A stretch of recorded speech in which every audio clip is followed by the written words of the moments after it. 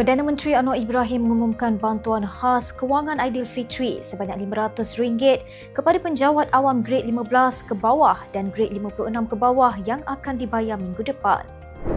Beliau yang juga Menteri Kewangan turut mengumumkan RM250 kepada semua pesara kerajaan termasuk veteran berpencen serta tidak berpencen. Bantuan itu membabitkan implikasi kewangan RM900 juta yang memanfaatkan 2 juta penjawat awam dan pesara, ujar Anwar. Katanya pertimbangan BKK Aidilfitri itu dibuat selepas mengambil kira pertumbuhan ekonomi lebih baik dan sumbangan kerajaan lebih teratur dan berdisiplin. Pada 13 Mac lalu, Kongres Kesatuan Pekerja-Pekerja di dalam Perkhidmatan Awam memohon kerajaan menyalurkan BKK Aidilfitri kepada penjawat awam. Presidennya Adnan Mat berkata pemberian BKK itu bagi meringankan beban perbelanjaan sempena Syawal. Haili Izzati, FMT.